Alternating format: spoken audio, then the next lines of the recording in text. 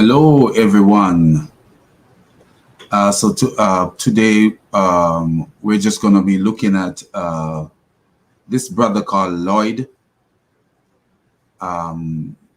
Dijon. We're going to just be looking at some videos from a video from his channel, and we're going to be looking at it in a series. So today is the first part of the series. So we are actually going to be watching the video without interaction. So anybody who haven't seen this video, it is good, a very good video. So we are going to be watching the video without interaction. So it's just a video playing, and you guys will enjoy the video. It's a very beautiful, beautiful video and very detailed. So we're watching the video just like we go to the movie. So take out the popcorn, guys. This is a good one, something you can learn from. So here we go. Very beautiful video indeed. So let's get into it.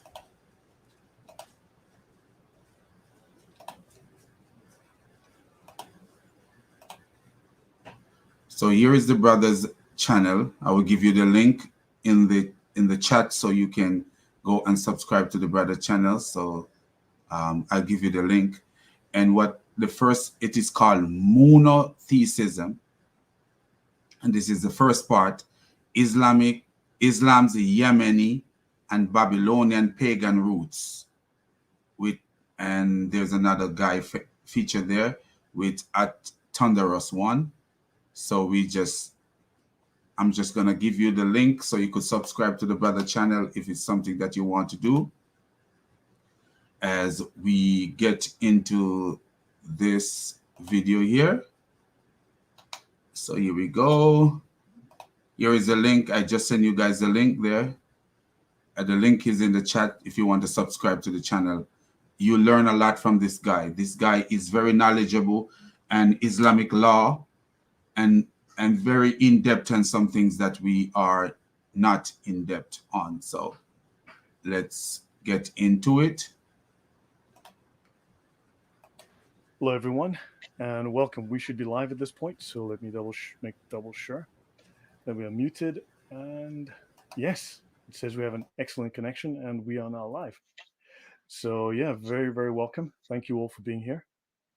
And so I'm joined today by Thunderous One. The topic is going to be Islamic Moonotheism, which I've covered on 3 other channels, just not on my own, and it's time that I do this on my channel.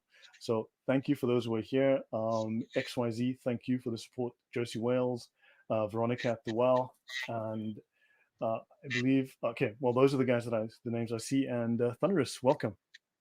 Hi, everybody. Hi, Lloyd. How are you? I'm very well, thank you. I'm very well. Yeah. How have you? Well, how was your day? My day's okay. Looking forward to the show and discussing Islam and monotheism and the monopoly that Islam has on this faith system. Fair enough. Fair enough. Okay, guys. Yeah. So some of you may have seen this. However, I need to repeat this on my channel. But we're going to be talking about the early beginnings of Islam, basically proto-Islam, and how Islam originally started or evolved out of Babylonian Moonotheism, out of Babylonian moon worship. Now, that particular thesis has been discussed for a couple of decades. However, it actually is very credible, and as we go through the series, we will discover why. And I think you will find more information here than has been presented up to now, and I will provide all the resources in the description or in the comments later. All right, and here we are. So, Islamic monotheism and the moon gods of Babylon. So we'll be talking about Yemen, Ethiopia, Abraham, and Makkah, or Al-Makkah, and we'll learn about Al-Makkah. Yes, Veronica, well, these images, yes, you'll notice these are the early pagan images from Yemen and from Ethiopia. So notice you'll see here the crescent and the early star. In some cases, they're a sun disk, but they're also a star disk. So yes, these are early images that date to the 1st millennium BC. This symbolism goes way back. Your thoughts, Thunders? Yeah, I was just going to say, we're talking about Ethiopia and Yemen and Saudi Arabia, but in my research, which I did many years ago, the image of the crescent-shaped moon, the world in archaeology seems to be replete with this and pagan idolatry. So it's not geographically restricted to one area or one period of time either. History shows that this symbol seems to be a consistency through history and man's fascination with worshipping the stellar objects. Agreed. Very agreed. Very much agreed. Yeah, and this is actually a photo taken of a mosque with the moon in the background. Maybe it was photoshopped. However, I will say this: in Christianity, we revere the cross. So the cross sits on top of our churches. It's on the walls of the churches. It adorns our holy spaces because we revere the cross. It has meaning, historical as well as spiritual meaning. Islam reveres the moon, which is why the moon is on all of their holy spaces, because it has historical as well as spiritual meaning. I think this is obvious. So hence this is called Moonotheism. Right. So summary of the overall thesis. We will examine archaeology, history, language, as well as the Islamic sources. Christianity was an early arrival in Arabia and had an impact. However, prior to that, there was Babylonian paganism. Proto-Islam can be traced to Yemeni and Ethiopian paganism. The Ethiopian paganism was brought there from Yemen. Proto-Islam was based on pagan moon worship. The Arabian pagan gods were copies of the Babylonian, Sumerian, and Canaanite gods. We also know that there's no early evidence of Mecca in Arabia, and we will cover that in some depth. There is evidence for many Meccas in Yemen. The main Arabian pagan god, oddly enough, was called Makkah. And you might have heard of a very popular city in Arabia called Makkah. And then, of course, we will have a look at the mystery of Makaraba. This is the location that Islam likes to claim, that Muslims like to claim, was the earliest mention of Mecca in the 2nd century. And we will learn about where Makaraba is and also what Makaraba is. Any comments before I continue, Thunderous? Do we have any kind of estimated time as to when Christianity actually hit Saudi Arabia or the Arabian Peninsula? They're definitely. So Paul actually was in Nabatea. He was in Petra in the 1st century. So we know this already from the Gospels. And then you've got a solid presence in Arabia. You're looking at the 4th century at least, if not sooner. Okay, because I think as far as Muhammad's concerned, the earliest that I can find, I dare say in Islamic literature, it would be the earliest, and that's his, was it his uncle or his first wife's uncle, Waraka, was a Christian kind of priest of the time. Well, let's actually have a look at this, since this is interesting. This is from the Biblical Archaeology Society. Now, they collect together biblical evidence, archaeological evidence that aligns with the Bible. In this article, the earliest evidence of Christianity in Arabia, I'm about to do a video on this for next week. This is a rock inscription from the Jordanian desert, and it invokes Jesus. You'll see this rock inscription here, and the Jesus portion is actually here, right? And this article I will discuss with you guys later in the week. So this is Petra here. This is Wadi al-Khudari. This is Amman, Jordan. That's Jerusalem here. So this is now in northern Arabia, and this is where this was found, in this field of rocks.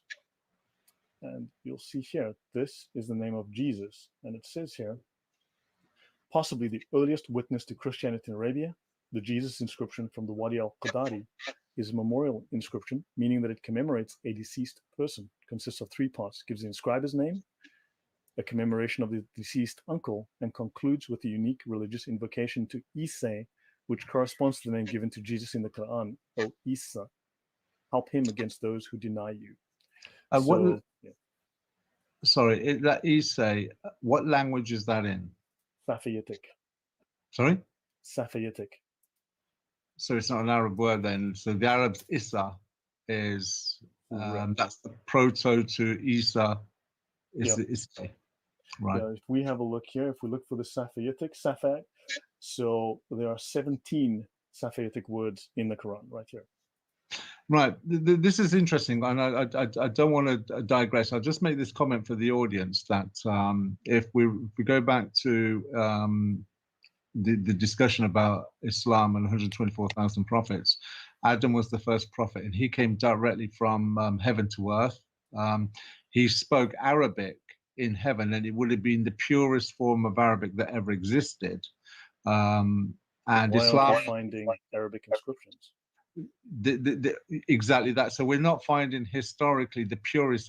We're finding that from if we go with the Islamic narrative of Adam being the first man on earth, moving towards Muhammad, which incidentally is only 21 generations. So there's a problem there for Muslims, whereas the Bible has 73 from Adam to Jesus. Go figure the mathematics, or math if you're American. Yeah.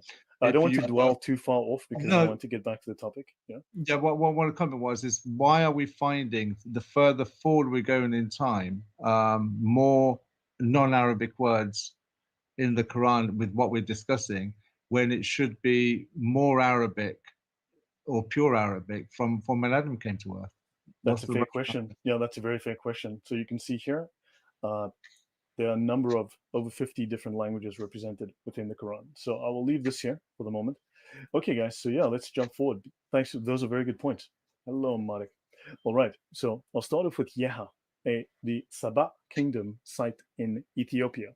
Right. So a Sabah kingdom site in Ethiopia. Yeha is a Bronze Age site near Aksum in Ethiopia, the largest archaeological site in the Horn of Africa, showing African contact with South Arabia.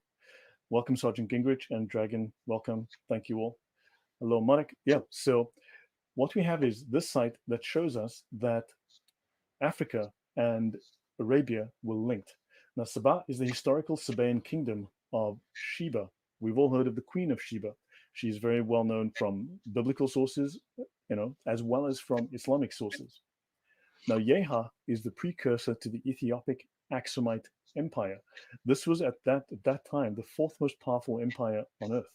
However, it was also an empire you've never heard of. Right. Son of Aram. Yeah, I asked myself what that Norse word in the Quran is. Yeah, look, you'll have to download a copy of. Check in the description. There'll be a link to my Google archive, my full research archive. Go and check out Arthur Jeffrey's foreign words in the Quran. Look at the book, figure out for yourself. Yeah. Okay, now, established in the 8th century BC, this site includes temple, elite residence called Grat Bel Gebri, and rock-cut shaft tombs. Sabaeans, these Sabah here, were a Semitic people from an Arabian kingdom in western Yemen. So let me actually just go to a map so that. All right, so while the map is taking a moment to load, okay, here it is, just a slight delay.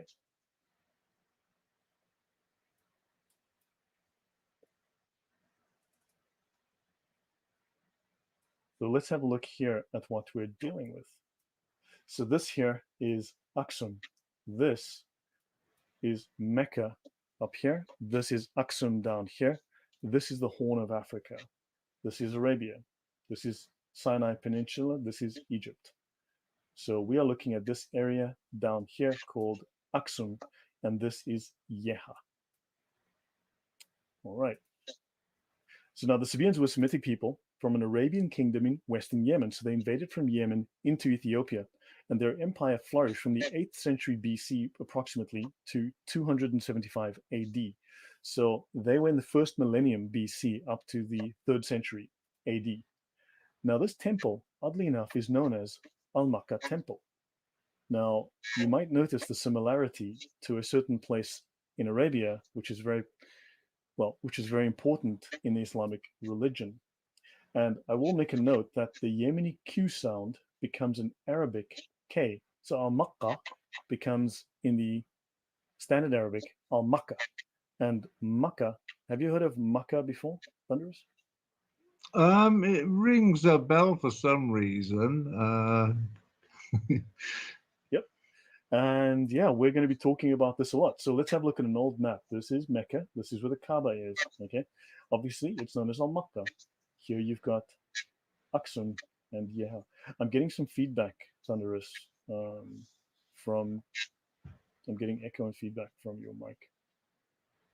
I'm not I'm sure hearing why. myself. I'm hearing myself. Okay, let me just So- try something else. Okay, so what I've got here is Axon and Yeha.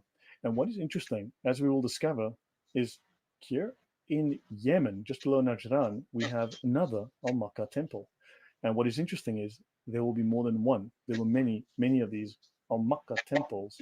And Al-Makkah was not just, well, it was also a place. So we'll find many of these Makkah temples in Southern Arabia.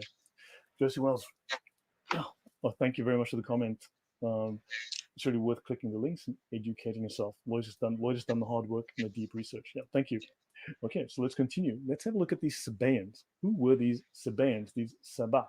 They are mentioned in the Quran. They're also mentioned in the Bible, and we will discuss that. So let's have a Muslim perspective on these Sabaeans. Muslim writer Muhammad Shukri al-Alusi compared their religious practices to Islam in his book Bulugh al-Arab fi Akhwal al-Arab. Arabs during the pre-Islamic period used to practice things that were included in the Islamic Sharia. They, for example, did not marry both a mother and her daughter. They considered marrying two sisters simultaneously to be the most heinous crime. They censured anyone who married his stepmother. And interestingly, these moon-worshipping Sabaeans who copied their religion from Babylon, they made the major Hajj and the minor Umrah pilgrimage to the Kaaba. They performed circumambulation around the Kaaba. They ran 7 times between Mount Safa and Marwa. They threw rocks and they washed themselves after sexual intercourse. Any thoughts from you, Thunderous? Straightaway, that sounds quite alarming that a Muslim writer. I can barely hear you, Thunderous. Sorry, your audio is very soft now. I'm using the headset now. So. I cannot hear you, Thunderous.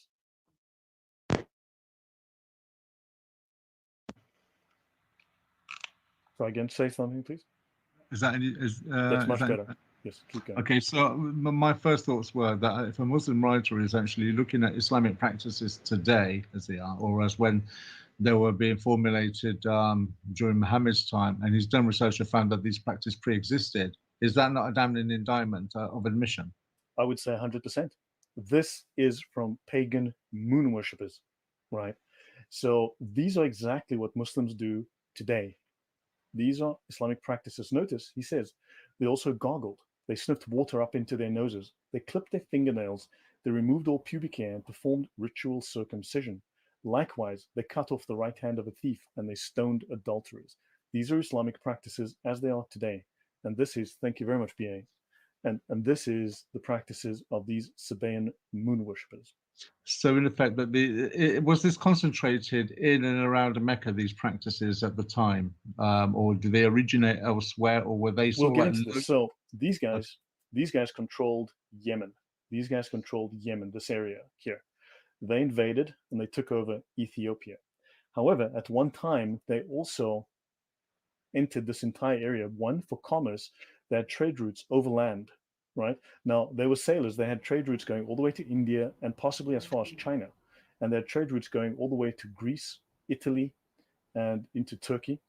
And then also they had land routes, and they were certainly present in Yemen. At one time, they conquered and controlled the land, possibly up to the coast right here in Israel. So they controlled all of this area here at one time. Yeah.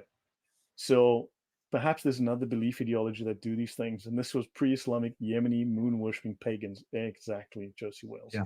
Yeah. So yes, there was a lot of mixing, a lot of spreading of these ideas. Let's continue. The Sabaeans have 5 prayers similar to the 5 prayers of the Muslims. Okay, now what a coincidence. Others say they have 7 prayers, 5 of which are comparable to the prayers of the Muslims with regard to time, that is morning, noon, afternoon, evening, and night. And the 6th is at midnight, and the 7th at forenoon. Now, those who are practicing Muslims and those who know Islam a little bit will know that you don't have to do just 5 prayers. You can do 2 additional prayers, which will give you extra reward. Do you know anything about that, Thunderous? I've never come across that before, but I did want to ask a question. So this seems all like grafted on into Islam under a very thin veneer. It's basically paganism with a thin veneer of monotheism. Yes, and that's what we're going to be discovering. This is going to be a lengthy series. We're looking at about 8 hours of content over several weeks. But yes, this is what we're going to learn, that Islamic practices, as they are today, derive originally from pagan moon worship. Okay, so if the rationale is to be explained to, say, a Muslim that's listening, or for anybody that's going to take this information to a Muslim, the Quran has the account of Muhammad going to heaven and is bartering with Allah from 50 to 5 prayers. Is that the justification to get the 5 prayers? We would have to ask those. We would have to ask those questions, but perhaps they would have to try and explain it away so that people look to that story rather than the fact that it is actually derived from Babylonian pagan moon worship. That's the point I'm trying to get at. Yes, exactly. That's a fair point. Yep. So now it is their practice to pray over the dead without kneeling down or even bending the knee. They also fast for 1 lunar month of 30 days. They start their fast at the last watch of the night and continue till the setting of the sun. That may sound familiar to you. Some of their sects fast during the month of Ramadan. They face the Kaaba when they pray. They venerate Mecca and believe in making the pilgrimage to it. They consider dead bodies, blood, and the flesh of pigs as unlawful. They also forbid marriage for the same reasons as do Muslims. That's in volume 1, page 121 to 122. Lydia, were there any child sacrifices? There may have been. We'll get to that later. We'll touch on that. I don't know if it's strictly relevant, but we will head in that direction. We will be talking about Baal, and we will be talking about Moloch. So that will come up later. There is a connection to Islam as well. Now, in Bulkh al-Arab fi Ahwal al-Arab, we read, the 4 sacred months, Rajab, Dhu al-Qada, Dhu al-Hijjah, and Muharram, had been considered sacred during the pre-Islamic Jahiliyyah. Raids, taking revenge, war, fighting, and disputes were forbidden during them. Does this sound familiar? Well, you used the word Jahiliyyah. I was just trying to work out myself. How could it be a period of ignorance if all of these practices are grafted into Islam? Exactly. That's a fair question. If Islam was copying these practices, how are they ignorant if Islam is duplicating them? Now, raids. Now, this will all be explained in the future as we go, but raids, taking revenge, war, fighting, and disputes were forbidden during them. If a man were to meet his enemy who killed his father or brother during these months, he would not quarrel with him. During the sacred months, people were under restriction not to fight or make raids and had to remove their spearheads as a sign that they would avoid fighting at all costs. Of course, the corollary of this is that not during the sacred months, they were raiding. Muhammad was a raider. They were taking revenge. There was war. There was fighting. There were disputes. This is jihad. And we will get to that as we go. Thank you, XYZ. Yeah. So obviously, Islam borrowed the hallowing of these months from pre-Islamic Arabs and introduced nothing new into the world. Abdullah Abdal Fadi, in his article or book, Is the Quran Infallible? Page 127. All right. Any comment before I go on, Thunderous? Go on. All right. Okay. Now let's have a look at Al-Makkah briefly. Let's look at the proper noun, his name. Now we will be dealing with Al-Makkah continuously as we go. We'll be filling in more and more blanks as we go. The name is Semitic, and in the Sabaean it's Al-Muk. You'll find we'll go through at least a dozen versions of this name. Josie Wells' brilliant point, Thunderous One. I think you hit the home run there. Time of ignorance, but we'll copy them anyway. Fact. So this is Al-Makkah right here. And this is the Ethiopic, the Ge'ez. Remember, these guys invaded Ethiopia. And from the Ge'ez, you'll see the very strong similarities in the writing. So this is Al-Makkah, Al-Mak, right? And he has at least a dozen different names. Now, he's a moon god, once worshipped in Yemen, Saba or Sheba, and in Ethiopia, in Aksum. In his synonyms, amongst many others, are Al-Makkah or Al-Muk, right? Now, the Sabaean capital. Now, also, look up the current name of Mecca. It's Al-Makkah Mukarrama, Al-Muk. So both of these names, Al-Makkah, Al-Muk, are both in the current names. The sounds are both in the current names of Mecca today. The noble, right? So the Sabaean capital was Marib, 120 kilometers east of Sanna. Yes, Lydia does. A seafaring people, they built great irrigation works, castles, and temples. In a British museum installation on them, they were called the oldest and most important of the South Arabian kingdoms. Okay, and Sabaean, Sabah here, and also in Arabic, the Sabaeans are called the As-Sabaiyun. Right. We shall continue. This is where they were. So this is Marib, the old capital of this region. This is Sanaa, the capital today, right? And this, you can see Ethiopia is just across the water here. So this is where Marib was. I'll continue. Now, there were many other Al-Makkah temples, and we will come across, again, we'll flesh this out and come back to much of this. Now, dedicated to Al-Makkah, the moon god of Sabah, it measures 14 by 18 by 14 meters, or 40 by 60 by 46 feet. That is the temple to Al-Makkah that we discovered. Being Sabaean, it is similar to the temples of Sabah kingdom capitals, such as the Al-Makkah temple at Sirwa and the Al-Makkah temple in Marib. So now we've got at least 2 more of these temples, right? If I go back here, if we go down here, you will see Sirwa and Marib. In fact, if we go to Marib, we'll find 2 of these temples and another one here at Sirwa. They're just a few kilometers apart. These 2 are about 1,000 meters apart here, right? You'll see these 2 are very, very close. This is the old temple right here, right? Now, after Marib, Sirwa was the most important economic and political center of the kingdom of Sabah at the start of the 1st century BC on the Arabian Peninsula. So they were an economic powerhouse. They were influential, right? The continuation of ignorance, yes, guys, right? And in front of the building was a platform, oddly enough, with 6 pillars called a propylon. This is very important, called a propylon. Grat al-Gebri, the palace, also once had 6 pillars. Be better. Do you know what Marib means? No, what does Marib mean? I probably have it somewhere in the notes, but I cannot remember offhand. So if you can let us know what Marib means, that'll be very interesting. Thank you. Right. Now, Yeha has been identified as a pre-Aksumite occupation. This is based on 19 archaeological inscriptions on stone slabs, altars, and seals found at Yeha, all written in a South Arabian script. Right. Now, what is interesting is that these people, at one time, they had writing, right? They were an advanced civilization. They built dams, they built cities.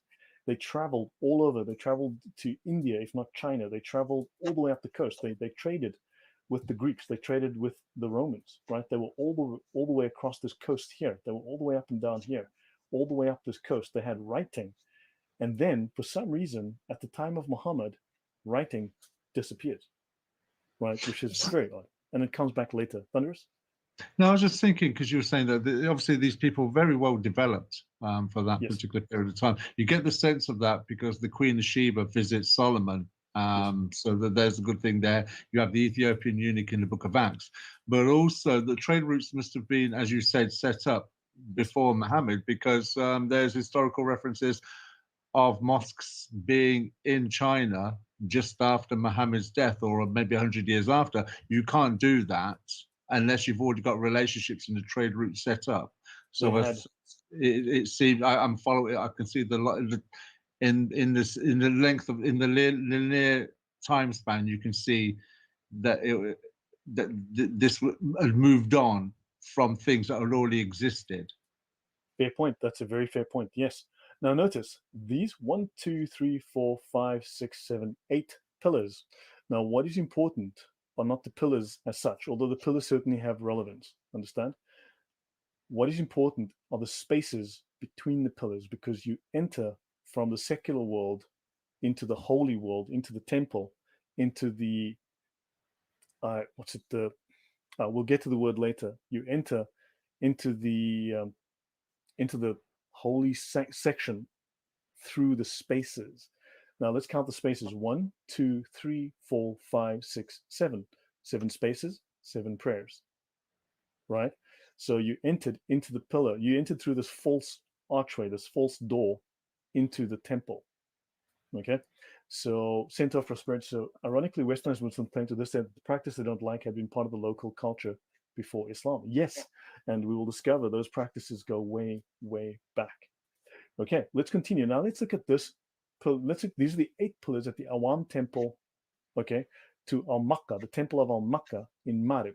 Now let's look at this one. It's got 6 pillars. 1, 2, 3, 4, 5, 6. This pillar is broken off. 6 pillars will give you 5 spaces. These are your 5 ways to get to God, right? And those are your 5 prayers. So those 5 spaces, 5 prayers, right? 8 pillars, 7 prayers, right? 6. So basically, it's like denominations. It's simply like just denominations of the same pagan church, right? So slight differences between them, right? Now, let's have a quick mention about this. This site, okay, after Himyar annexed Sabah, right? Himyar and Sabah, these are basically this kingdom here annexed the guys next door to them. That's pretty much what happened here. It was clearly a royal site under the Muqarrabs, right, under the Muqarribs, and probably directly under a king. And then you've got this place called Najran. Now, Najran is formerly a Christian town, which was in the south of Mecca. Just yet, it used to be part of Mecca.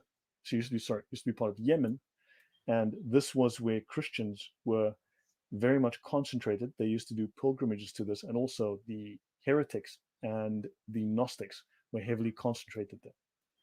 Now, the town of Sirwa seems, on onomastic evidence, this is based on words, right? On onomastic evidence, to have early contained speakers of Arabic. So now we know that these Yemenis had Arabic speakers amongst them.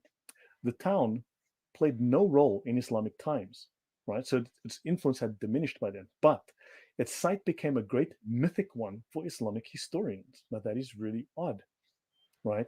And there are frequent citations of Arabic poetry mentioning it. So culturally, it's still very, very important. And it was very important for them. They remembered it. But yeah, your thoughts, Thunders, before I move on? Well, my first thought in all of this was you and I have discussed this before about Egyptology, that the narrative was set up in the 1800s, and then any information that comes along to challenge it, they throw it under the bus or they dismiss it. I think good examples, I think it's Jonathan Templeton or David Roll that challenged the narrative. In this instance, you've clearly done a lot of research. Your resources are impeccable. Do you not find in all of this information that you're looking at that there are historians or archaeologists that challenge each other in what they're finding? Because it seems to me that when you look at history, there are maybe 2 or 3 narratives where they're making an interpretation that fits what their presupposition is. You're looking at this objectively and you're joining the dots. Yep. Do you find that there's a frustration in yourself when you're reading articles that maybe conflict with what the reality is? So what you find is that the scholars have all of this wealth of information in these silos, right? But they don't connect it to the next item in the next silo. They keep them separate. It's almost like they are unwilling or afraid, or for some reason they refuse to make that connection, to join those dots. That was my next question. I was going to say it could either be ignorance or arrogance, but also with Islam, you are playing into the fear factor, and the threat is very real. Because the information is there, and it's when you read the language, you get the feeling they don't want to say what the obvious conclusion is. Yes, exactly. So let's have a quick look at Awam Temple. I'm going to utilize here the Smithsonian Institute, right? It is not Wikipedia, just so we know. Now, Wendell Phillips and his team excavated the great walled enclosure of Mahram Bilqis. Now, the Mahram, that's the word I was wanting earlier. When you go through the pillars, you enter from the secular world into the Mahram, right, the holy space. And Bilqis is the queen of Sheba. The ancient temple of Awam, dedicated to the moon god, Al-Makka. Now, it's very important to realize. Now, here, when you spoke of contradiction, Thunderous, I will show dozens of references, dozens, as we go through this discussion, as we go through the episodes, of Al-Makka being mentioned as a moon god. Now, there is one outlier, a single outlier, where Al-Makka, the moon god, is termed by 2 scholars to be a sun god. And Muslims pounce on that. They pounce on it, and they try to the exclusion of all other evidence, more modern evidence, inscriptural evidence, archaeological evidence. They will try to deny that Al-Makka is a moon god, and they will try and make him a sun god. Now, it doesn't help their case, because either way, it's a pagan god, which is ultimately connected to Allah. But all of this will become clear as we go. But here is something, and the moon god theory is so much more. There's so much more data for it, evidence for it. Whereas the sun god one is actually very flimsy, and it's easily dealt with. But yes, so there is that. So you do find small contradictions, and sometimes you wonder how they got to this. But I can explain that one, and we will in the future. So now, this Wendell Phillips, who worked for the Smithsonian, he was doing archaeological excavations in 1952 with his team.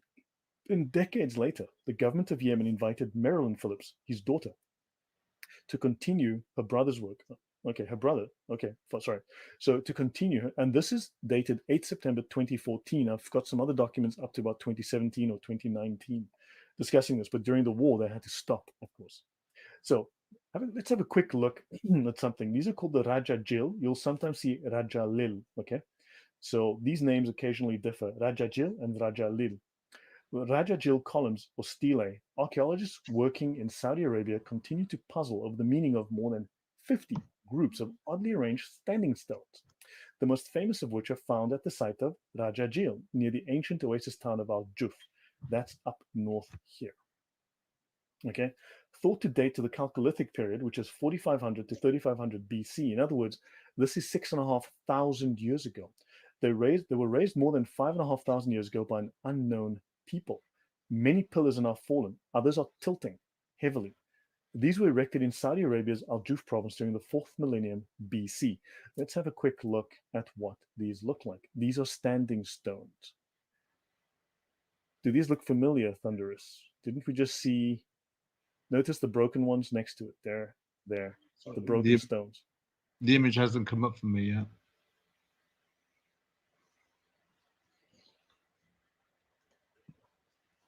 Take care, XYZ. Thanks for being here. There we go. Right. Do you see these standing stones? So this is in Saudi Arabia, and in Yemen, you had the religion with standing stones as a sign to their god. These look familiar? Yeah. So these are from a people from 5,000-6,000 years ago. Very similar. Yeah. Now, Al-Juf was a significant stopover point on several ancient land trade highways, which connected the Arabian Peninsula, Egypt, Mesopotamia, and Syria. It's the Arabic Stonehenge. Josie Wells, you are correct. We will talk a lot about that.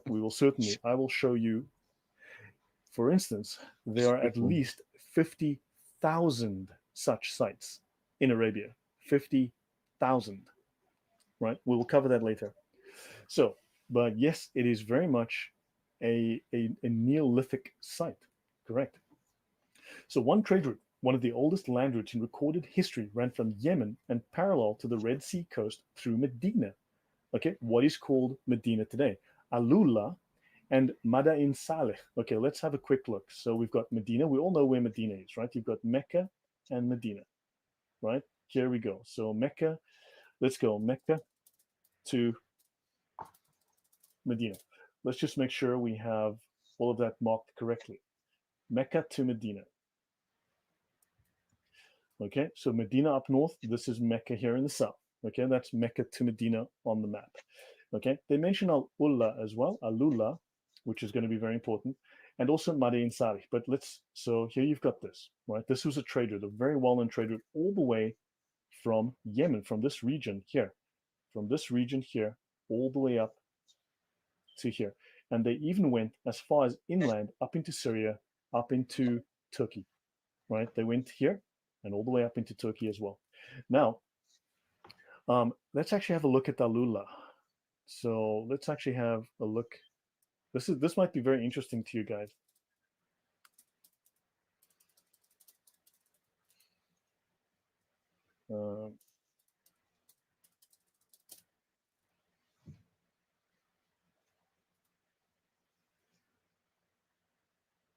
This is Alula in Saudi Arabia. This is Alula. Have a look at this. This is Saudi Arabia, right? Clearly, there was some sort of advanced civilization. You can see there's numerous things like this, but also you're going to find later on, we will discuss Alula, and you're going to see evidence of archaeological sites that go back 7,000 years, sites like this, far more sophisticated ones, but you'll see sites and excavations of this nature going back thousands of years. Any comment from you? Not only I personally, and this is my own personal opinion, I've challenged the timescales of 7,000 or 6,000 years, but it kind of shows, irrespective of what the timescales are, the advanced knowledge that they will have had in structure and arrangement, also with scale as well. Yeah. They're not primitive people, and it shouldn't be considered that they are. Clearly very well advanced. Yeah. If you look at some of these constructions here, look at some of what they've done here. These people were able to do these things. And also the size of this is like 90 to 100 meters or more in size. These are 100 meters or more in size, right? So that's the kind of thing that you're seeing in Alula, right? So this civilization, which was this Neolithic civilization producing this, welcome welcome. So traveling north. Okay, so these guys went to Damascus, they went up to Turkey. Turkey is going to be very, very important for us as well later. So by traveling north and northeast toward Juf, then east in this way, the road avoided the harsh sands of the great Nafud Desert, right? And the stones may have indicated the presence of a crossroad and the safer route to take, or they may have been temples. And when we get to Turkey, give me one sec, when we get to Turkey and we talk about a place called Göbekli Tepe, that should make a great deal of sense. But these may well have been temples because Göbekli Tepe bears similarities to these. Yes, Thunders? Josie Wales mentions a comment, makes a point, says, "Wow, it looks like it could be Egyptian." Now, that was something I had actually been pondering on my mind from shows you've done on other channels. That this is all very celestial. Yes, correct. The Egyptian pyramids have an alignment with celestial objects as well. So, is there a connection between Egyptology and their structures? Because we're looking at proportions, we're looking at fantastic technically advanced people in proportion and their building and architecture. Is there a link? So tell you what, okay, this is an archaeological examination of the Kaaba. Now, this is getting well ahead, okay, because this is at the very end of the presentation. However, the Kaaba is situated very specifically. This wall of the Kaaba points directly towards the summer sunrise. This side points to the three stars, which is the handle of the plow. So it is astrologically aligned. This points to the winter sunset, and this wall points to the rising point of Canopus. Canopus is the second brightest star in the sky. The Kaaba itself represents Sirius, the brightest star in the sky. But not only that, these walls also represent the four winds. So it is meteorological as well as astrological. So the alignments of the Kaaba, okay? So the first of the winds is the Sabah, which is easterly of the Kaaba, facing the wall between the black stone and the southern corner. It blows between summer sunrise and the rising point of Canopus. The second is Janub, which is southerly, and blows from the rising point of Canopus to the winter sunset. So now you've got these points that point to the winds. So this is entirely astrological. I will jump ahead to something else. So we're going well ahead, but since the question has arisen, I'll bring this up. I want you to see this. So this is the Kaaba, right? And what is important is this. Notice these people moving counterclockwise. They actually move counterclockwise around the Kaaba, right? Then notice Sirius, right? And notice the stars in the heaven moving counterclockwise because the Kaaba is God's abode on earth, whereas this is his abode in heaven. This is the Neolithic belief. And if we continue here, you'll notice here you've got the moon. This is the crescent moon. This is the Kaaba, which is Sirius. Here is the disk of the sun. And the people move counterclockwise around this star. Is there a connection there? Because in Islamic, Yes. in Islamic parlance and their narrative, they will say that in Allah's heaven there is a Kaaba there as well. Yes, and correct. The Kaaba And this is the representation on earth. And this is Allah's Kaaba here. So when they're talking about heaven, they are implying the spirit realm where Allah exists, but the reality is it's not. It's actually the star Sirius, and the circumambulation represents the celestial objects moving around Sirius. Yeah, we'll get to that. That's look, that's about 7 hours from now. So let's get to that later. Well, it's difficult, Lloyd, because all these questions start to get raised. Yeah, You know what you're bringing up. Yeah, I know. So, well, let's continue. So you've seen these here, right? So you've seen these stones, right? These pillars. And yes, there is an Egyptian connection. We're not going to dig into that. But notice here, this is Alula. You'll see these. I've shown you some of this stuff, okay? They're called mustatirs.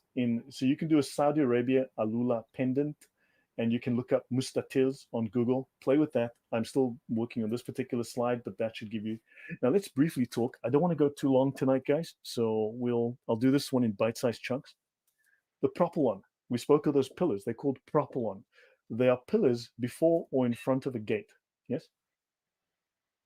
Okay. So they come from the word propylae, which are monumental gates or entranceways to a temple or religious complex, a symbolic, secular/religious partition. Now, in the Century Dictionary Encyclopedia, it tells us in ancient Egyptian architecture, monumental gateway, usually between two towers in outline like truncated pyramids. But the important part is it is an ancient Egyptian practice. It's a monumental gateway. okay? A monumental gateway. In Chambers' 20th century dictionary, and these are just two examples, it's a monumental gateway before the entrance of an ancient Egyptian temple. These are derived, so way back in history, these were derived from Egyptian practices. Now, let's have a look. Does this building look familiar, Thunderous? And do you see the monumental gateway, the propylon? Oh my word! Yeah. Does anyone know where this building is? Any guess, anybody? Right. So yes, this might look familiar to you, right? This is I believe it's called the Al-Masjid al-Haram. This is in Jerusalem, right? You'll notice the monumental gateway, the false pillars leading to the mosque, right? And notice here, 1, 2, 3, 4, 5, 6, 7, 8 in front of the door, right?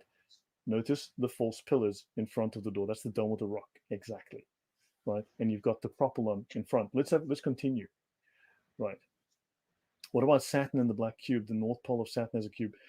Yeah, look, that's outside of the scope of this discussion. I mean, that remains to be seen. I don't have anything to add on to that at the moment, but that's outside the scope of this particular discussion. Right, Aksum. Right, so now, Aksum was one of the four great powers alongside Rome, Persia, and China. According to Mani, this is the founder of Manichaeism. Now, Aksum was one of the four great powers, and the power you've never heard of. So, in other words, they competed with Rome, Persia, and China. They must have been incredibly powerful. They had influence over Ethiopia, Eritrea, Somalia, Arabia, Egypt, and they had extensive trade contacts with Asia and the Mediterranean. The Aksumites developed Africa's only indigenous written script called Ge'ez. And this is what they used to make, these little pillars here. They also had pillars in their religion. Let's have a quick look. Sabaeans in Africa. So around the middle of the first millennium BC, there were Sabaeans also in the Horn of Africa. So these Yemenis traveled across into Ethiopia, in the area that later became the realm of Aksum, also known as, well, this is Eritrea and Ethiopia, right? And notice the Sabaeans, they were holding to the national cult of Al-Makkah, right? The cult of Al-Makkah. They were mixed up with various non-Sabaean communities, so they mixed with many, many other communities from the region, as far away as China, possibly, India, Greece. They were definitely involved, Greece and Rome. They were mixed up with various non-Sabaean communities, and it is still much in dispute how one can envisage the actual demographic and political situation. Bigger than the Egyptians? Why have I never heard of them? I don't know. I'm not sure if they were bigger than the Egyptians, but they were a powerful, I mean, Rome, Persia, China, and these guys. And you've never heard of them. That's crazy. I know. How can one not hear about an empire here that was incredibly powerful? But yeah, let's continue. Now, briefly, these stelae, these little standing stones. Hello, Arnold Nathaniel. Welcome. Right. So some remarks on the origin of the Aksumite stelae, and this is a paper by Rodolfo Fatovich. This paper is to investigate the origins of the Aksumite stelae in the light of Near Eastern and African megalithism. Right. So in other words, these megaliths were all over the Near East, in other words, Arabia. The possible funerary stelae of the third millennium, so they go back 3,000 years, were found in the Negev, so even in Israel, right, the Negev. So they're associated to cairns of flat stones, 7 to 8 meters in diameter. Cairns of flat stones, these flat stones, we just saw those in Alula, right? These little round cairns of flat stones with the burial in the middle, okay? So at Bab ad-Dahra in Jordan, they were also, here in Jordan, they were all over the place. They were a sanctuary devoted to the ancestor cult from the 4th and the 1st millennia BC in Rizqah in southern Jordan. So in other words, this kind of thing was all over Arabia, from Jordan all the way into Africa. Now, the Aksumite Empire. So let's go to National Geographic. Do you have anything you want to say, Andres? No, I just two things. One, I've never heard of these Aksumite people before. To consider they've had an empire, I find that surprising. And second of all, you showed the image of the pillar. How is that any different from an obelisk? Not very much, because back in the day, right? Back in the day, this was everything here was Egypt. As far as when the maps back in the day, the maps were basically round, and this was all you saw, right? If you go back to old maps, right? And then you had Egypt on the maps, and then everything was sub-Egypto, right, below Egypt. Ethiopia at one time meant or indicated anything below Egypt. Yeah. Right. So understand. So these guys inherited from Egypt, even Babylon, right? has, they all somehow claim, or they have an Egyptian influence. They claim an Egyptian influence. They're tied originally back to Egypt. But what is interesting, what you guys may not understand, there are inscriptions in this area of Africa. This is Egypt here. This is Ethiopia here. Now, this is outside of the scope of this thing, but I'm just going to mention it because I will talk about it another time. You see here where I've got this Star of David. This is called Soleb. Okay. This location here has the oldest Yahweh inscription, right, in the world. This is where they found the oldest inscription in the world to the god Yahweh. Okay. And these people are called the nomads of Yahweh, and they were the enemies of these guys. The nomads of Yahweh, they worshipped a god called Yahweh. Hi there, Too Many Marys, welcome. Yeah. So these guys were the nomads. So this inscription goes back 3,500 years. So in other words, it rivals what we know of the Egyptians. So in other words, Yahweh, the name of the god Yahweh, and the practitioners who followed Yahweh, they go way back in history. They rival these kingdoms. So that's just an aside over there. Right, I'll continue. So National Geographic. The Aksumite Empire was a wealthy trading nation in northeastern Africa, achieving prominence by the 1st century. They were unifying and controlling a large territorial state and had access to trade routes linking the Roman Empire to the Middle East and India. And the Aksumite Empire introduced Christianity to the rest of sub-Saharan Africa. Now, archaeologists have found evidence of a complex society called the Diamat or Dimit. Now, Dimit has a word. This word, we'll get into that later when we start talking about idol worshippers. And we start talking about the early meaning of where the word Islam comes from, right? Called Diamat or Dimit, that preceded the rise of Aksum by several centuries, based in Yeha. Now, here we've got this Dimit in Yeha and in the Tigray Highlands, about 50 kilometers northeast of Aksum. This will be tied to Islam later. Okay. Now, it was strategically positioned at the crossroads of trade routes from East African coast to the African interior. So this means they were trading into Africa. And trading partners included most of the major states in the known world: Egypt, South Arabia, the Middle East, India, and China. These guys were very evolved, very advanced, very wealthy, and powerful, and also highly influential. So yeah, and their most important commercial trading partner were the Byzantine Romans. I'll pause here. This is where, notice, they controlled at least this region.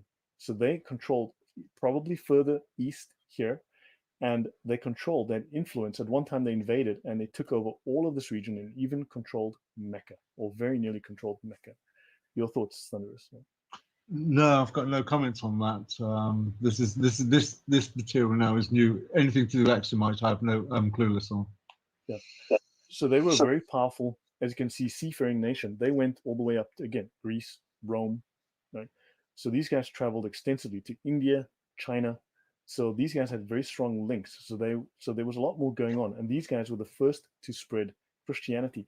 Now, what is interesting, Christianity is dated, in their case, to probably the late 3rd, 4th, early 4th century. So the 200s, these guys were already practicing Christians, and they were spreading Christianity throughout the rest of Arabia. In fact, they took Christianity into Arabia here, as well as some. Yes. Can I just ask a question? The Axumite, they're clearly responsible for trade and, if you like, networking, if you want to use a better phrase. Now, we're using the term they were very powerful and they were doing business with Greece and Rome and places like that.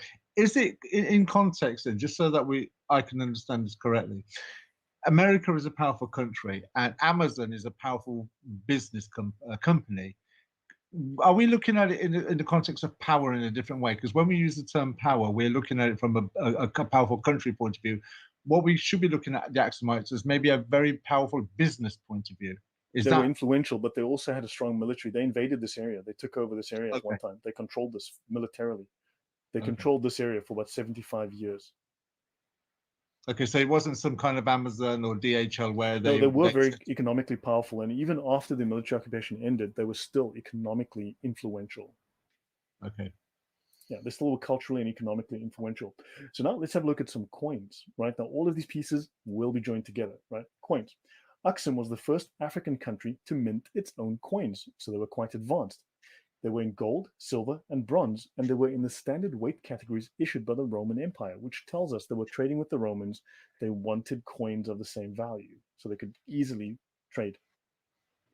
These coins have been recovered in multiple foreign locations as far away as India, And they were also the first Christian kingdom to put crosses on coins. Let's have a look. They were the first Christian kingdom to put crosses on coins. And this is their king. These are crosses on coins. Lydia says, yeah, to be powerful, you have to be ruthless back then. And that makes good sense. Yeah, that makes good sense. So, moon worship. Now, the Aksumite ruler was called the Negusa Nagas, the king of kings. Right? And King Ezana, he ruled from roughly 320 to 360 AD, and he converted to Christianity as verified by Aksumite coins. This was him. Notice, does that look familiar? Ever seen this symbol before, Thunderous? Yeah. Yeah, it looks like a crescent and a star. Looks like, yeah, and looks like it's something to do with the Bible. I might be wrong on that. But yes, so now you've got a crescent and a star. So he was a pagan. So he had coins with a pagan disc and a crescent. His later coins have crosses, right? So the later coins, you can see here again. So he's the first Christian king to put crosses on currency. Josie was asking the question, when was this? About 200 AD? I just have the date right here, 320 to 360 AD. So look, I mean, you can give or take, I don't know, plus minus 20 years, given the inaccuracies in the history, but this is roughly this period. Okay, these coins date to that period. So this is solid archaeological evidence. All right. And we do know that this kingdom was already practicing Christianity. If not officially, it was practicing Christianity in the 1st century and was strongly Christian by the 4th century, late 3rd century. Yes, Thunders? Oh, I was just thinking, I'm just looking at the coins. At the top of the coin, you see the crescent with the star in the middle. Yeah, that's this one, yeah. Yeah, it's. I find I'll make a comment maybe in another show about those, but that's amazing. That's revealing. That's exposing. Yeah. So he was a pagan. He then converted to Christianity and converted all the coins. You can see now he becomes Christian. He now has the cross on the staff. He now has the cross. So he's the first Christian king. Now, Ethiopia is possibly the first Christian state. Its conversion to Christianity dates to roughly the same time as, oh, good grief. What is that state next to Turkey? That was in Armenia. Thanks. So Aksum became the first sub-Saharan African state to embrace Christianity. King Ezana proclaimed Christianity state religion in the early 4th century. And for a century before that, Roman traders had brought knowledge of the Christian religion to the Aksumite mercantile network. And this is very important to understand that information travels through mercantile networks. Back in the day, information traveled through trade networks. These guys had a substantial trade network, and the guys before them, the Yemenis, had a substantial trade network, and that is how ideas, including religious ideas, flourished. Wow, Glory, thank you very much. I'm so, Peter, thank you very, very much. I appreciate that contribution. Thank you. Right. So in the 6th century, Aksumite King Caleb sent a force across the Red Sea to subdue the Yemenites. And he dominated South Arabia for about 70 years. And the Byzantine emperor supported Aksum largely due to Yemen's persecution of Christians. They were persecuting Christians here in Najran. So the Yemenis were persecuting Christians in Najran. These guys responded by sending their forces across. They sent across a guy called Abraha. And we don't know, but they may or may not have sent him with a bunch of elephants. You guys may have heard of Abraha. Have you heard of Abraha? Abraha, that sounds familiar. The guy that attacked Mecca with the elephants? No, I'll need to be reminded on that one. In Islam, so the year of the elephant, Muhammad was born in the year of the elephant. That's the year that Mecca was attacked by King Abraha with his elephants. Yeah, sorry, yeah, absolutely, because Muhammad was born. Yeah, now you remind me. Abraha, yeah. Okay, let's continue. He was from Aksum. Yes, correct. In fact, he was sent by the emperor, and Abraha went across here, conquered this whole area, took it over, and decided, you know what, I like it. I think I'll stay, and he split off from the king of Aksum. So let's continue. Right. So now the first church in sub-Saharan Africa. So this is where I'll end today. I will continue this section. We'll just finish this, and then we'll end here today. The first church in sub-Saharan Africa. This is from the Smithsonian magazine, so it's not Wikipedia. The church on earth in Ethiopia rewrites the history of Christianity in Africa. Archaeologists can now more closely date when the religion spread to the Aksumite Empire. Okay, so let me continue here. let me just minimize that. So I'm just going to bring up this link.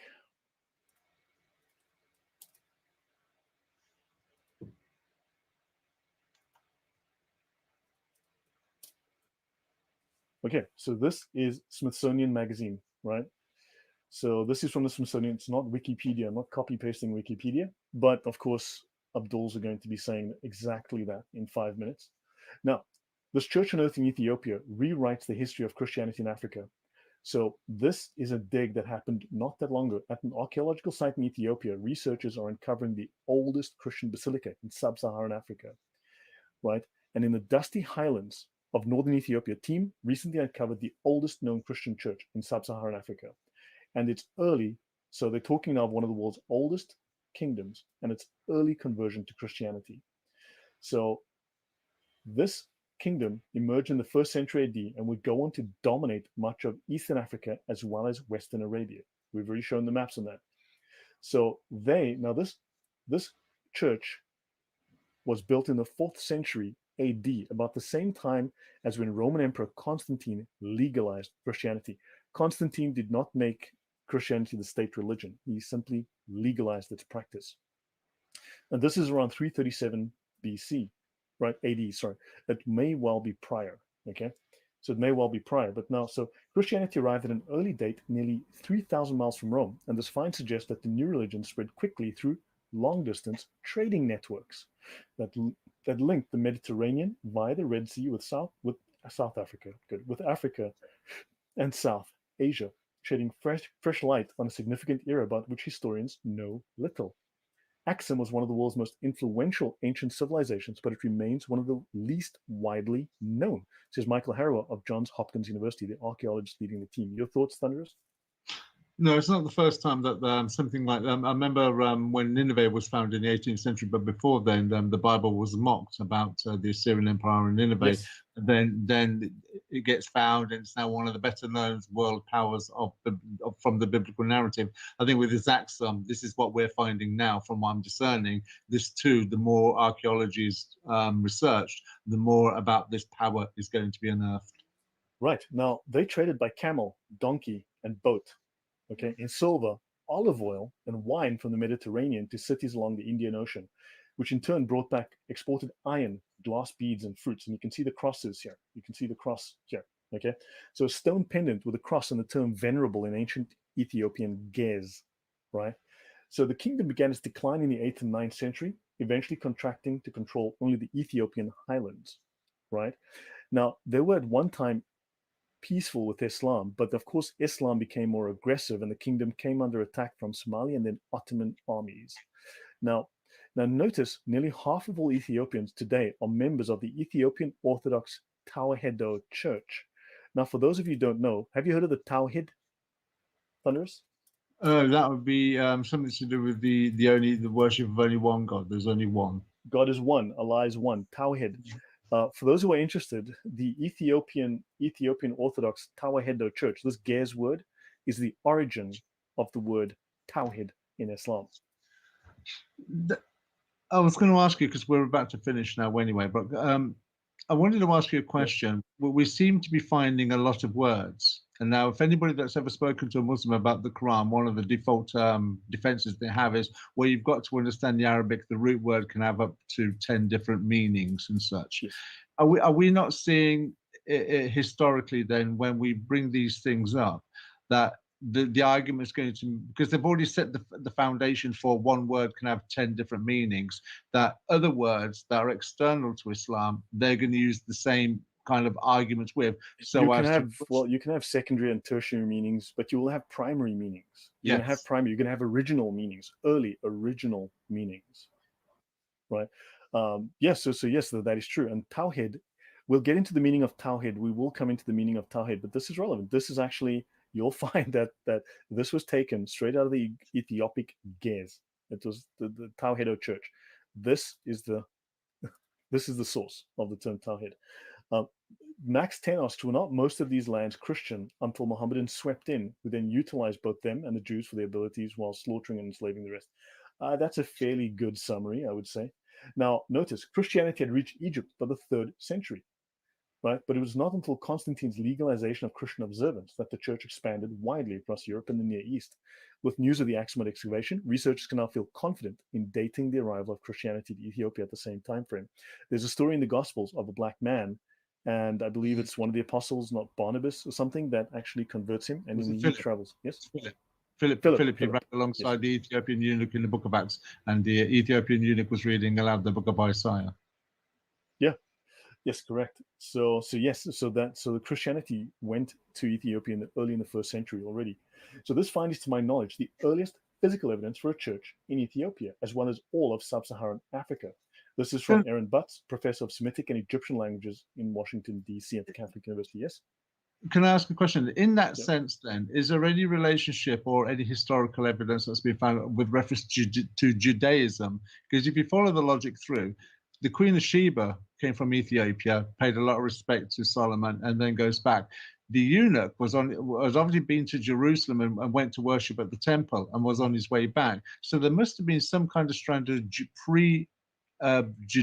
or should say, there must have been a strand of Judaism in Ethiopia prior to it going into Christianity. The Ethiopian Orthodox Tewahedo Church is a little bit Jewish in its practice. Yes, it does retain a very strong Jewish flavor. And we will speak briefly about the Ethiopian influences. We will do that, but that I've got for a separate presentation. But I want to focus on Yemen. I will be touching on Ethiopia. Then we'll focus mostly on Yemen. And later on, I will go back to Ethiopia. But Ethiopian Christianity, which has a very strong Jewish element, right, has a strong and direct influence on Islam through numerous people. And yes, we will find that. Okay. Yeah. So notice this was home to temples built in a southern Arabian style, dating back many centuries before the rise of Aksum. The temples reflect the influence of Sabaeans, who dominated the lucrative incense trade and whose power reached across the Red Sea. Now, what is interesting, the excavators' biggest discovery was a massive building, 60 feet long and 40 feet wide, resembling the ancient Roman style of basilica, which is interesting. Now, what is odd about this is that the Aksumite temple at Yeha that we spoke about, the temple of Al-Makkah, also happens to be exactly 60 feet long and 40 feet wide. So what they did was they simply took over an old temple of Al-Makkah and they converted it to a church. Now, later on, we will discover that the temple that we call the Kaaba today was once apparently an Ethiopian church that was converted to a mosque. So, yeah, small world. Now, in the research paper, they speak of this unusual collection of artifacts, right? A very unusual collection of artifacts that suggests these are bulls. These are pagan figures, like bulls' heads, pagan figures, right? Gold rings and various other things. So clearly evidence of pre-Christian beliefs, but the paper says that this is a mixing of pagan and early Christian religions. They have evidence in the earliest Christian sites that there was a mixing of Christian and pagan beliefs. In other words, heresy developing, right? So this would then lead to offshoots, which are partly Christian, partly pagan, partly whatever the heck they are. Your thoughts, Thunderous? No, you took the words out of my mind. I was going to say, would this at this point become fractured and splintered, or cause a fracture and splinter? Yeah, correct. So here's a golden carnelian ring depicting a bull's head, very tiny, from the excavation site. So these guys were able to work. This is 10 mils across. I mean, these guys were able to work. You know, that's fairly fine work for that era. So Christianity first came to Aksum in the 4th century when a Greek-speaking missionary named Frumentius converted King Ezana. Okay, so this story is all about this, where we've got the story of Philip, but we know that this was Christian very early on. So this is what makes the discovery of this basilica. It is reliable evidence for a Christian presence northeast of Aksum at a very early date. And the spread of Christianity was intertwined with the machinations of commerce. In other words, again, information flowed through commercial networks, right? Religion flowed through commercial networks. Religious ideas, religious symbolism flowed through these commercial networks. Long-distance routes played a significant role in the introduction of Christianity in Ethiopia. And the Aksumite kingdom was an important center of the network, of the trading network of the ancient world. This is Alem Seged Barbados, archaeologist at Addis Ababa University. So yeah, not Wikipedia. And I'll pause this here. Your thoughts, Thunderous, on this article? No, this is new for me, so I've not had time to think about formulating any thoughts on it. So this is new to me now. Yeah. So I'll pause here. I'll finish this slide just so you know. It's just we touch briefly on the connections to Ethiopia. But the very first hijrah in Islam, the first migration, was to Ethiopia. The first hijrah, the first migration in Islam was to Abyssinia, to Ethiopia. Muslims found refuge in Christian Aksum, Ethiopian Eritrea in 614 AD. And a large number of them stayed there for 14 to 15 years, influenced by this kingdom. When the apostle saw the affliction of his companions in that, though he escaped it because of his standing with Allah and his uncle Abu Talib, he could not protect them. So he said, if you were to go to Abyssinia, for the king will not tolerate injustice, and it is a friendly country. How did he know? Why were they friendly? How were they friendly to him? He knew the religion. His companions went to Ethiopia. This was the first hijrah. Yes? I wanted to ask now, considering the locality of Ethiopia to Saudi Arabia, I've often wondered why is it then that Ethiopia, if I understand this correctly, is the longest Christian country in history. It's basically been Christian since it's become a state religion up until now. It's not been anything else. And why is Saudi Arabia and Islam historically kind of like kept away from it? Is there some kind of like, I wouldn't say pact, because obviously we're generations away, but some kind of historical respect in why they're... They did try to take over the country. There are a number of Muslims in the country, but a large number of Ethiopians are obviously Christian, following the Tahir Church. But I don't know. I mean, there's certainly links going way back from family intermarrying to economic and trade links, support during war, and so on. So yeah, I mean, Ethiopians were often the soldiers who protected the trade caravans. They were people. In fact, one of them repaired and built the Kaaba, right?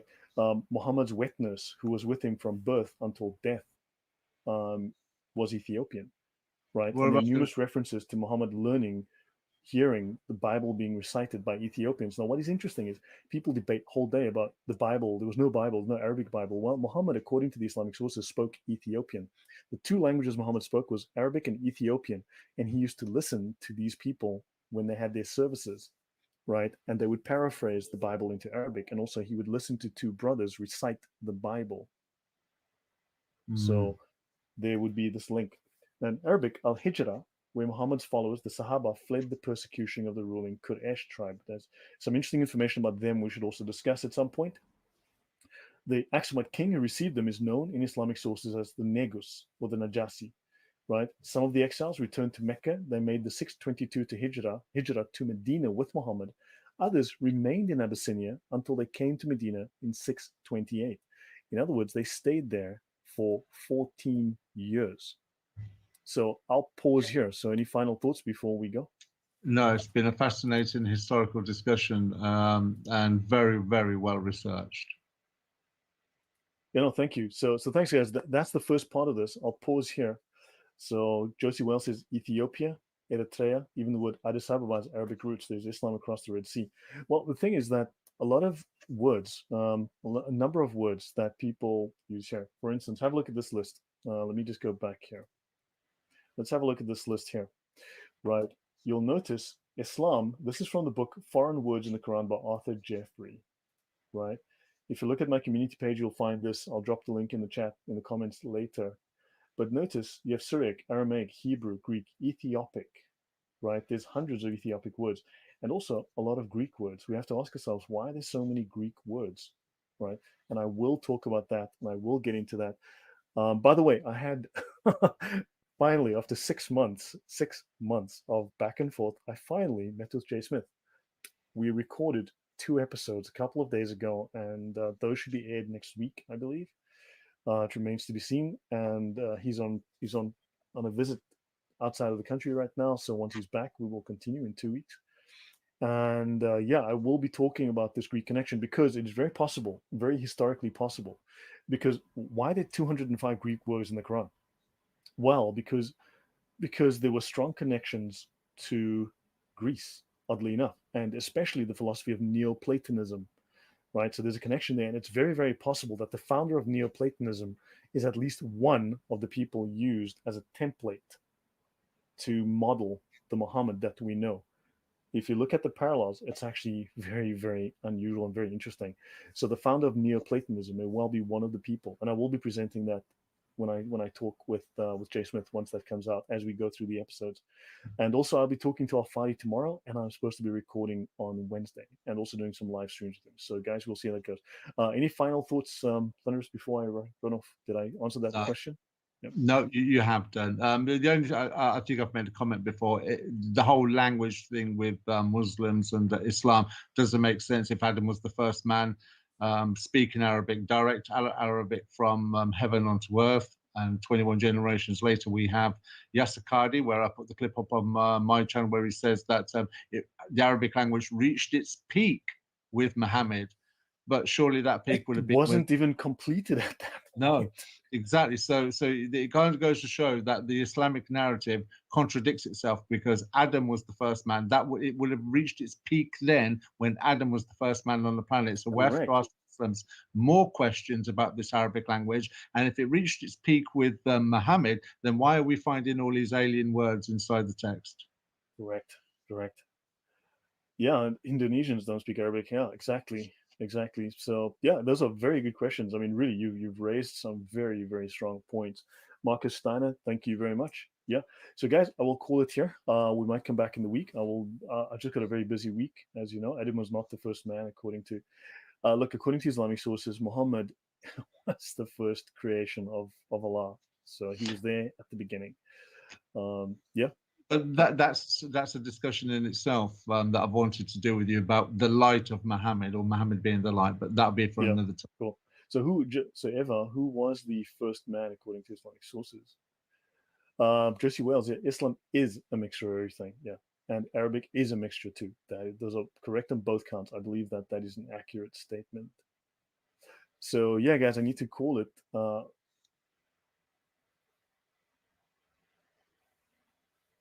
Adam was not the first man according to Islamic sources. I'm not talking about that. Okay, I'm not sure I understand, Eva, but yeah, drop it in the comments later.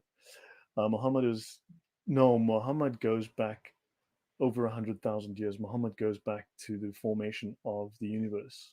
Lydia. So that's the light of Muhammad. You don't understand. Muhammad is very, very. Adam received earth after someone. Yeah. So the earth was made for Muhammad.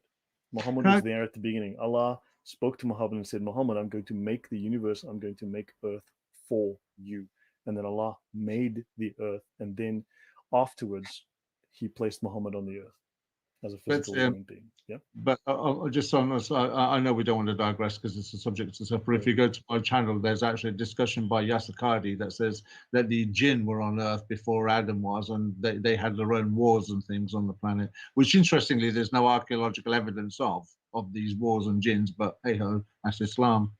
Don't confuse us with the facts, okay? There were humans on Earth. Oh, good grief, this has made the jinn. So yeah, Islam gets confusing, but guys, we'll talk about this. Was he? Yes, Nathaniel. Muhammad was Allah's companion. And in fact, look, very quickly, because I don't want to go, but Allah is aloof. No one knows where's Allah? Nobody knows, right? Allah is missing. He's aloof. Unfortunately, that is the way that it's seen in Islamic theology. So Allah's power is gone, right? So who runs the universe in Allah's absence? Well, there's a guy called Muhammad who just happens to be free right now. And you see, Allah's power keeps keeps the planets spinning in their orbits, and it keeps them turning on their axes. And well, with the absence of Allah, who's going to do that? Well, thank you, Muhammad. We appreciate you using the spirit of Muhammad, the Ruh Muhammadi, to do that while Allah is taking a holiday. That is Muhammad in Islam. Isn't there a guy in the Bible that speaks like that, or is spoken of like that? You know, there's a guy, but he's not as powerful as Muhammad. There might be a guy. There might be. Is that the one that stands behind Muhammad while Muhammad is leading the prayer? Prayers. That guy. Yeah, I think that guy.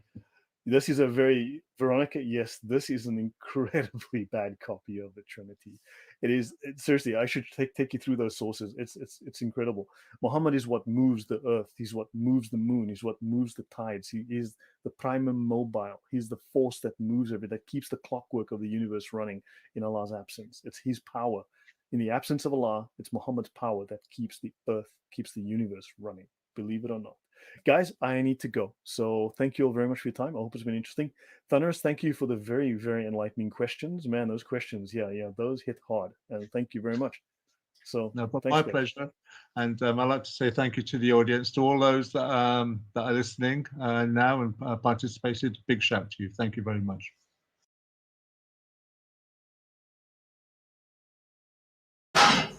So, people, that's the end of it. And I just want to say all praises to the triune God, the God of all gods, the God above all gods, the God who gives us wisdom to decipher things and to make sense of sensible things and to make nonsense of things that are nonsense. And remember, we're on Sunday, we'll be giving part 2 of this. We'll be watching part 2 of this series until the end of the series. Every Sunday, we'll be watching one until the end of the series. I love you, little baby boy. So goodbye and God bless you. And remember to subscribe to Lloyd's channel. Thank you, guys.